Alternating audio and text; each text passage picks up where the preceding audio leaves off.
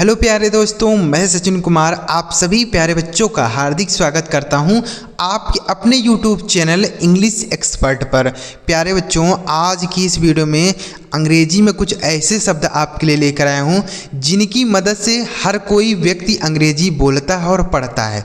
अगर आप उससे कह दें कि इन शब्दों के बिना अंग्रेजी बोल के दिखाए तो वह अंग्रेजी बोल ही नहीं सकता है, तो क्यों ना आप भी इन शब्दों को सीख कर उसी व्यक्ति की तरह बन जाएं जो अंग्रेजी बोलना और पढ़ना जानता है। तो चलिए बिना किसी देरी के वीडियो स्टार्ट करते हैं और सीखते हैं। बच्चों, पूरा वीडियो देखिएगा, बहुत ही इंपॉर्टेंट क्लास है।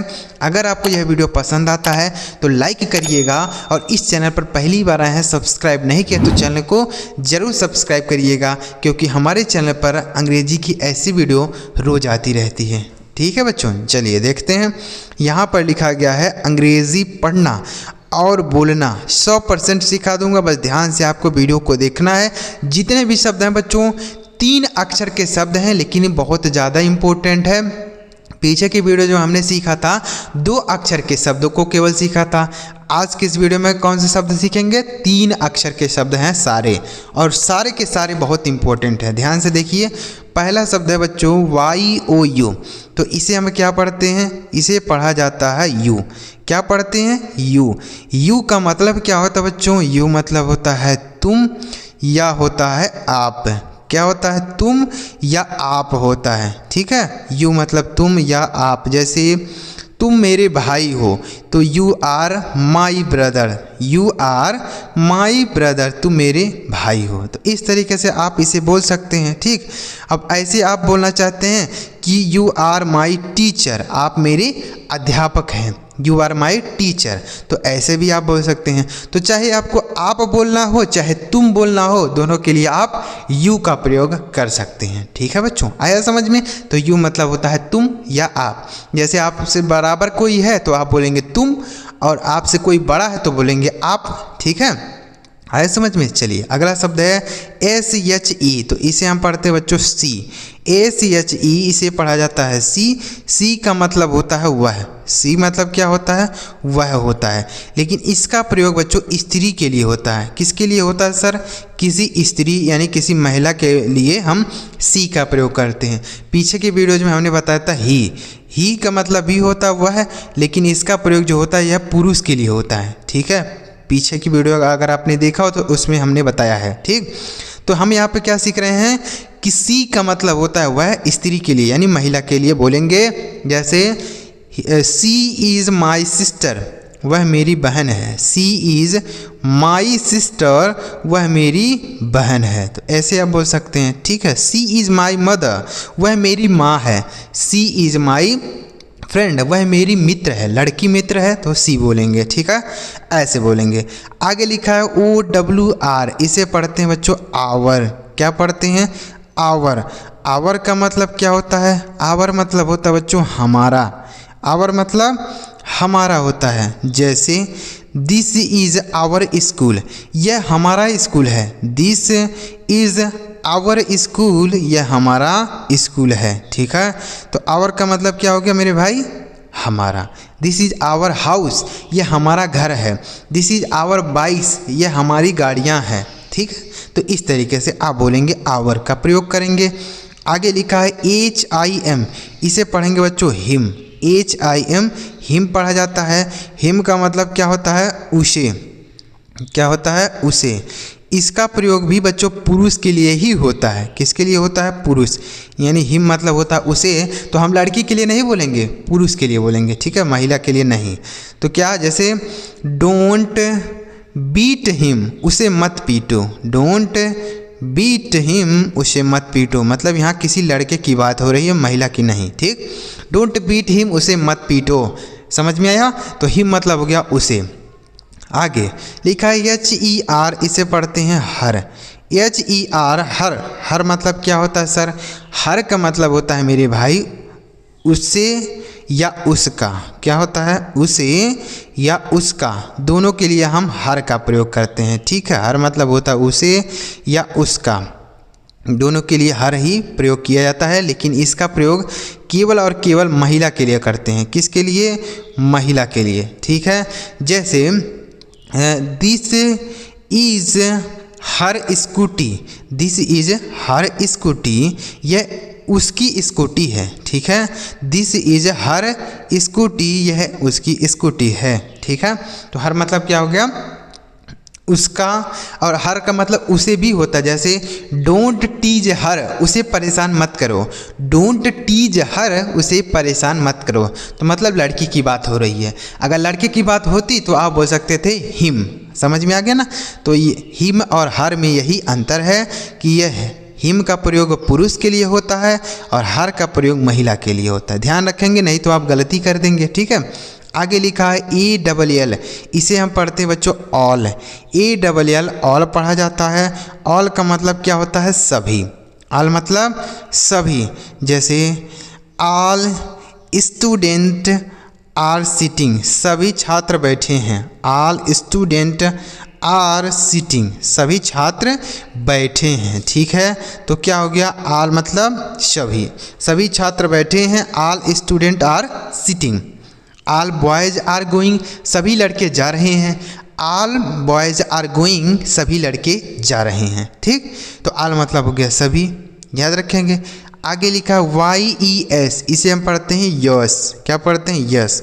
यस का मतलब क्या होता है, हाँ। यस मतलब हाँ होता है। जैसे बोल सकते हैं कि जैसे आपसे किसी ने पूछा कि क्या आप खाना खाएंगे, विल यू ईट फूड, तो आप बोल सकते हैं यस। क्या बोलेंगे, यस। यस मतलब क्या होता है, हाँ। केवल एक ही शब्द में आप बोल सकते हैं यस, ठीक है।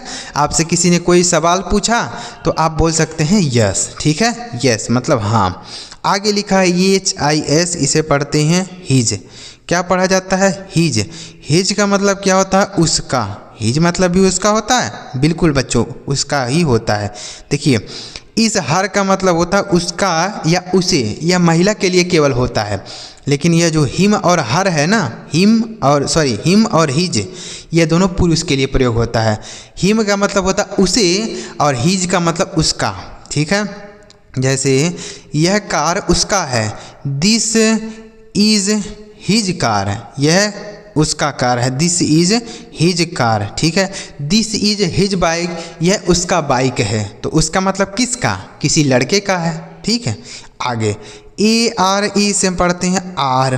क्या पढ़ा जाता है मेरे भाई, आर। आर का मतलब होता है हैं। आर मतलब हैं। इसका प्रयोग बहुवचन सब्जेक्ट के साथ होता है। किसके साथ होता है, बहुवचन सब्जेक्ट के साथ हम आर का प्रयोग करते हैं। और सब्जेक्ट एक वचन रहता है तो हम इज का प्रयोग करते हैं। पिछली वीडियो में हमने बताया था, ठीक है। इज मतलब होता है, यह बहुवचन के साथ नहीं होता है, एक वचन के साथ होता है। और आर बहुवचन के साथ होता है। जैसे द चिल्ड्रेन आर प्लेइंग, बच्चे खेल रहे हैं। द चिल्ड्रेन आर प्लेइंग, बच्चे खेल रहे हैं। वहीं अगर एक बच्चा रहता तो आप इज बोलते हैं। जैसे द चाइल्ड इज प्लेइंग, बच्चा खेल रहा है, मतलब एक ही बच्चा है तो इज बोल सकते हैं। और बहुत सारे बच्चे हैं तो आप आर बोल सकते हैं। आया समझ में। आगे लिखा है NOT, इसे पढ़ते हैं नॉट। नॉट का मतलब क्या होता है, नहीं। नॉट मतलब नहीं होता है, ठीक है। जैसे I am not a thief, मैं चोर नहीं हूँ। I am not a thief, मैं चोर नहीं हूँ, ठीक है। तो ऐसे आप बोल सकते हैं। तो नॉट मतलब क्या होता है, नहीं। I am not a teacher, मैं एक अध्यापक नहीं हूँ। I am not a doctor, मैं एक डॉक्टर नहीं हूँ। तो नॉट मतलब नहीं। आगे लिखा है WAS, इसे पढ़ते हैं वाज। WAS was. वाज का मतलब क्या होता है, था। वाज मतलब था। जैसे आई वाज आ टीचर, मैं एक अध्यापक था, यानी पहले थे, पास्ट की बात हो रही है, ठीक है। तो यहाँ वाज बोलेंगे। आई वाज अ टीचर, मैं एक अध्यापक था। आई वाज अ स्टूडेंट, मैं एक छात्र था। आई वाज अ डॉक्टर, मैं एक डॉक्टर था। तो इस तरीके से आई वाज अ फार्मर, मैं एक किसान था। तो वाज मतलब था, ठीक है। आगे HES, इसे क्या पढ़ते हैं सर, इसे पढ़ा जाता है हैज।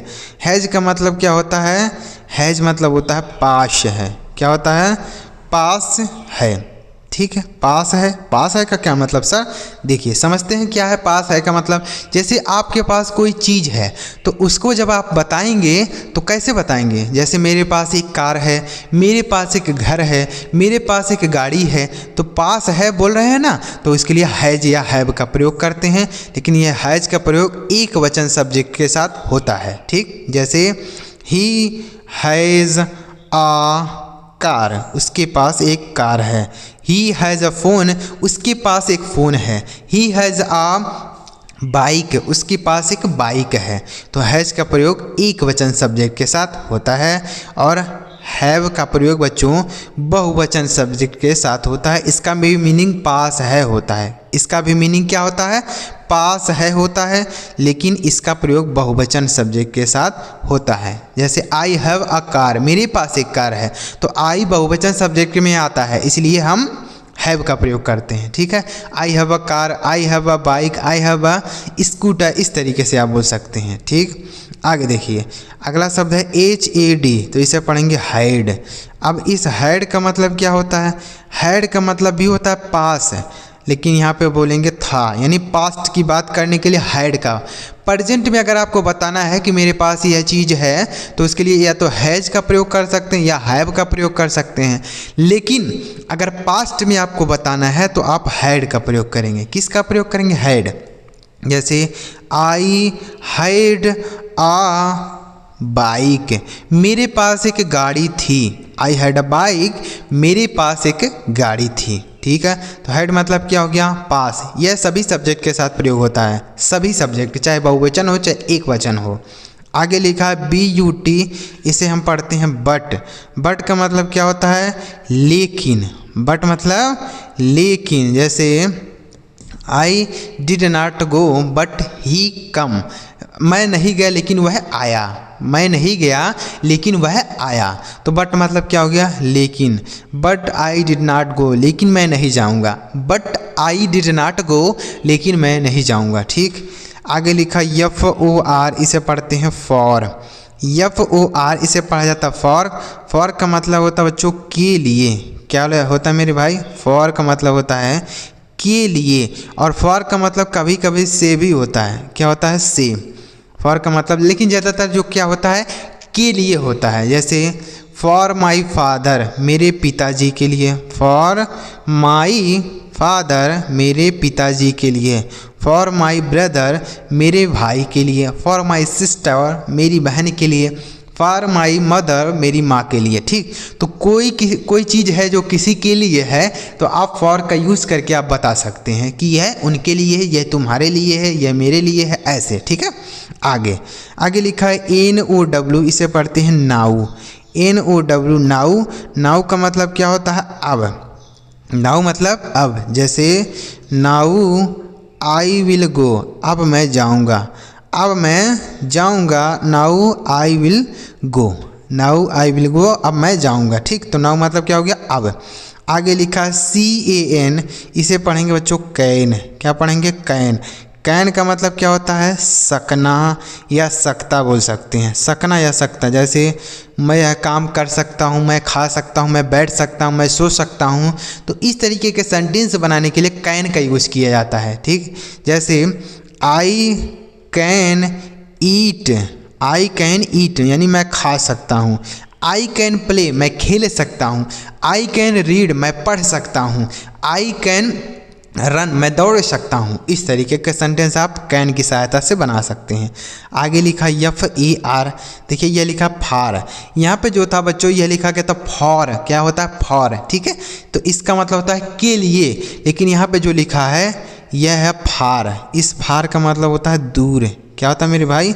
दूर होता है। ठीक है, जैसे ही इज़ फार मी, यानी वह मुझसे दूर है। ही इज़ फार मी। फार का मतलब क्या हो गया? दूर हो गया। तो उम्मीद करता हूँ बच्चों आपको यह जितने भी शब्द आज की इस वीडियो में बताया आपको अच्छी तरीके से समझ में आया होगा। इन्हें कैसे पढ़ा जाता है, इनका मीनिंग क्या होता है, कहाँ पे इनका प्रयोग किया जाता है, यह भी आपको बताते हुए चल रहा हूँ कि कहाँ पे इनका यूज होता है, यानी एक वचन के साथ होता है कि बहुवचन के साथ होता है। और साथ ही साथ आपको सेंटेंस भी बना के बता रहा हूँ कि कैसे इनका सेंटेंस में यूज होता है। तो अगर आप ऐसे अंग्रेजी सीखना चाहते हैं तो आप इस चैनल को ज़रूर सब्सक्राइब करिएगा और कमेंट में आप लिखिएगा, अगर आप ऐसी और वीडियो जो चाहते हैं तो कमेंट में लिखिएगा यस। क्या लिखिएगा मेरे भाई? यस लिखिएगा, ताकि मुझे पता चले कि बच्चों को ऐसी वीडियो चाहिए या फिर नहीं चाहिए। ठीक है, कमेंट कर दीजिएगा। वीडियो अच्छा लगा हो तो लाइक करिएगा, चैनल सब्सक्राइब नहीं किएगा तो कर लीजिएगा। चलिए मिलता है प्यारे बच्चों अगली वीडियो में किसी नए टॉपिक के साथ। वीडियो देखने के लिए आपका बहुत बहुत धन्यवाद।